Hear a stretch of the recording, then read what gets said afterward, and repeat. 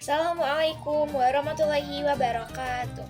Halo semuanya, perkenalkan nama saya Sifdi Afia Elkilani. Saya berasal dari kelas BKI 1C dengan NIM 125401090. Pada kesempatan kali ini, saya akan mempresentasikan salah satu dinasti besar dalam sejarah peradaban Islam, yaitu dinasti Fatimiyah.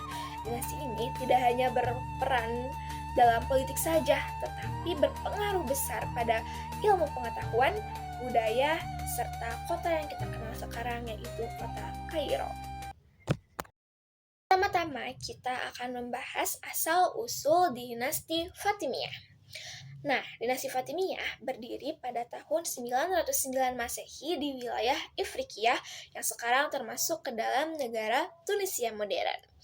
Nah, nama Fatimiyah diambil dari Fatimah Az-Zahra, yaitu putri Nabi Muhammad SAW, karena para pendirinya mengaku sebagai keturunan langsung dari beliau melalui garis Imam Ismail bin Ja'far.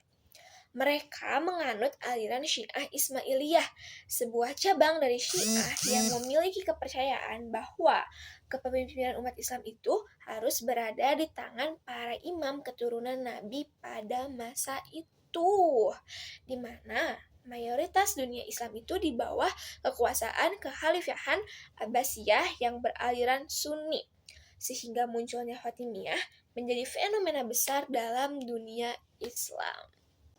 Oke, yang kedua, sekarang kita akan membahas tentang para pendiri dan para penakluk dinasti Fatimiyah. Pendiri pertama dinasti Fatimiyah adalah Ubaidillah Al-Mahdi. Beliau dikenal sebagai sosok yang cerdas dan visioner dengan kemampuan politik dan strategi yang kuat.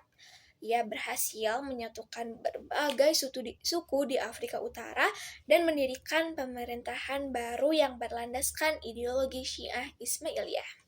Nah, setelah beberapa dekade kemudian, di bawah kepemimpinan Khalifah Al-Mu'izz Lidinillah, Fatimiyah mulai memperluas kekuasaan wilayahnya. Seorang jenderal bernama Jauhar As-Sikili yang asalnya dari Sisilia, beliau dikirim untuk menaklukkan Mesir. Nah, pada tahun 969 Masehi, Jauhar berhasil menaklukkan Mesir tanpa perlawanan berarti. Nah, sebagai simbol kemenangan, ia mendirikan sebuah kota baru yang diberi nama Al-Qahirah, yang berarti yang menang. Kota inilah yang kemudian berkembang, kemudian menjadi kota Kairo. Selanjutnya, kita akan membahas pusat pemerintahan dan puncak kejayaan dinasti Fatimiyah. Setelah berpindah ke Mesir, dinasti Fatimiyah menjadikan kota Kairo sebagai pusat pemerintahan sekaligus simbol kemakmuran pada masa pemerintahan Al-Hakim bi Amrillah dan Al-Mustansir billah, dinasti ini tuh mencapai puncak kejayaan terbesar. Adapun beberapa ciri utama kejayaan mereka antara lain, yang pertama yaitu kemajuan ilmu pengetahuan dan pendidikan. Nah, dinasti Fatimiyah berhasil mendirikan Universitas Al-Azhar pada tahun 970 Masehi yang awalnya berfungsi sebagai tempat dakwah dan pendidikan agama Syiah. Namun, seiring waktu, Al-Azhar berkembang menjadi pusat ilmu Islam terbuka untuk semua kalangan. Hingga saat kini, Universitas Al-Azhar masih berdiri kokoh sebagai salah satu universitas Islam tertua yang paling berpengaruh di dunia. Nah, poin kedua yaitu kemakmuran ekonomi dan perdagangan. Letak strategis Kairo menjadikannya pusat perdagangan internasional yang menghubungkan antara Afrika Timur dan Eropa. Nah, pedagang dari berbagai wilayah ini tuh datang membawa rempah, sutra, emas, dan barang berharga lainnya dan menjadikan Kairo kota yang sangat makmur. Poin selanjutnya yaitu perkembangan seni dan arsitektur. Nah, gaya arsitektur Fatimiyah yang sangat khas dengan menara-menara yang tinggi, kubah yang megah, dan ukiran halus yang menghiasi masjid-masjid dan bangunan pemerintahan, hingga beberapa bangunan peninggalan Fatimiyah tuh saat ini masih bisa ditemukan di kota Kairo hingga sekarang.